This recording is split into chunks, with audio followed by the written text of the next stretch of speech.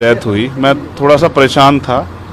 फिर उस डेथ की सूचना के बाद मुझे आना था देवबंद में। हमारे एक साथी की माता जी की डेथ हो गई थी, उनके यहाँ रस्म पगड़ी का कार्यक्रम था। उनके घर से जैसे मैं निकला, सहारनपुर की तरफ मुश्किल से 50 मीटर चला होगा, एक गाड़ी आती है। मैं फ़ोन पे थोड़ा मेरा ध्यान था, उसने जो वहाँ से गोली चलती है और वो गोली मेरे कान के पास से निकलती है। मैं अपने साथियों को कहता हूँ कि गोली चली है। पहले मुझे लगा उस आवाज़ से लगा पटाखा है, लेकिन बाद में जब वो वाइब्रेशन हुई जाते हुए तो मुझे एहसास हुआ गोली, और वो गाड़ी में टकराई भी। फिर दूसरी गोली जब मुझे लगी, बुलेट जो चीरती हुई लोहे के हिस्से को गाड़ी के, और वो मुझे लगी, तब मुझे एहसास हुआ कि हम गिर गए। फिर तीसरी गोली चली, इसने मेरा आगे वाला शीशा पूरा डैमेज कर दिया। चौथी गोली पे मैं नीचे हो गया, जो गोली आपने देखा कि वो सीधी उसमें लगी। अगर मैं नीचे ना होता तो वो मेरी छाती के आर पार चली जाती। फिर वो गाड़ी 10 मीटर आगे जाकर रुक जाती है। वो दो हवा में फायर करते हैं जैसा मैंने देखा, और फिर उन्होंने फिर हमारी गाड़ी फायर किया। वो फायर जो है गाड़ी के नंबर प्लेट पे लगी। मेरा यह मानना है, उनको ऐसा लगा होगा कि हमने जो काम करने आए थे वो कर दिया, अब ये मर गया शायद, जैसा पहले कई घटना में हो। फिर वो शायद सरेंडर करने के मूड में थे, लेकिन जैसे ही मनीष ने गाड़ी को मेरे कहे से यू टर्न लिया, उनको समझ आया कि ये जिंदा है, तब वो वहाँ से भागे। हमने पुलिस को बताया कि ये गाड़ी का नंबर है, फिर उन्होंने उसको इंक्वायरी किया। पुलिस के अच्छे अधिकारी यहाँ हैं, उम्मीद है वो अच्छा काम भी करेंगे। लेकिन ये स्पष्ट हुआ कि अपराधियों में कोई डर भय नहीं है। कितने लोग थे? 3 लोग थे। 2 लोग असले से हमला कर रहे थे, एक व्यक्ति गाड़ी चला रहा था। चंद्रशेखर जी, कोई थ्रेट कॉल आया हो आपको इससे पहले, कोई धमकी? पिछले कई सालों से आ रही है। मैं लगातार पुलिस को इंटीमेट भी करता रहता हूँ। मैंने डीजीपी को भी लिखा, गृह मंत्री को भी लिखा, मुख्यमंत्री को भी लिखा, यहाँ के पहले एसएसपी डीएम थे उनको भी लिखा। लेकिन डीएम साहब जो पिछले थे, अखिलेश सिंह जी, उन्होंने साफ मना कर दिया कि चीफ मिनिस्टर नहीं चाहते चंद्रशेखर को सुरक्षा दी जाए। मेरे आज भी याद है ये बात, क्योंकि मैंने एलआईयू के अधिकारी द्वारा पूछा कि भाई मैंने आपको बताया थ्रेट भी है, फिर क्यों नहीं हो रहा है?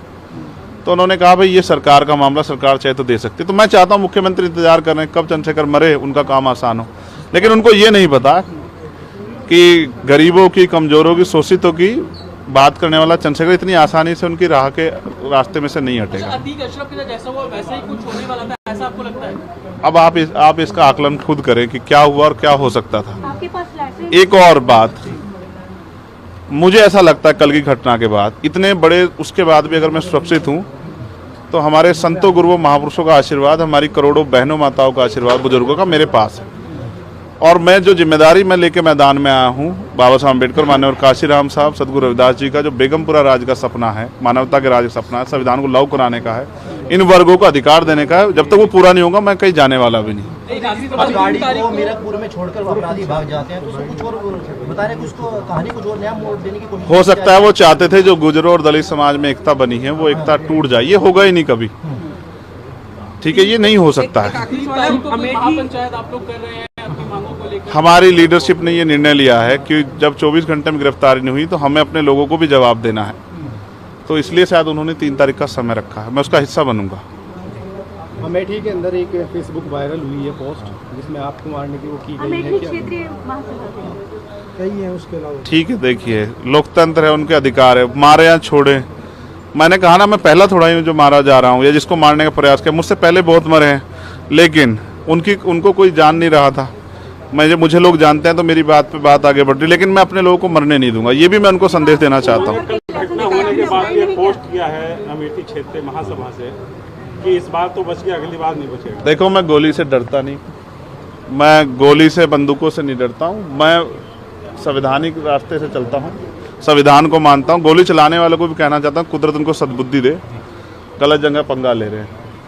मैं झगड़ा नहीं चाहता, मैं अपने लोगों को भी ये कह रहा हूँ कल से शांति बनाओ और संविधान के रास्ते चलो। वो हमें डिस्टर्ब करना चाहते हैं कि जो हम राजनीतिक ताकत हमारी बन रही हो कमजोर हो जाए, हम दूसरी दिशा चले जाएं। लेकिन ये भी एक अटूट सत्य है कि हम संविधान के जरिए जवाब देना जानते हैं, और किसी को गलतफहमी हो तो वो गलतफहमी सुधारने का समय है। वो क्यों कर रहे थे? वो पाला खींच लें, मुझे ही तो मारना है ना, वो बता दे मैं चला जाऊंगा मरने में, अगर मेरे लोगों के साथ तो ये खेल ना खेले ना। मैं तैयार हूं, अगर मेरे मरने से हमारा आंदोलन आगे बढ़ता, हमारे लोग खड़े होते, मुझे कोई दिक्कत नहीं है। लेकिन उनको ये समझना चाहिए कि ये आज लोकतंत्र है। गोली की भाषा से एक चंद्रशेखर मरेगा तो क्या हो जाएगा,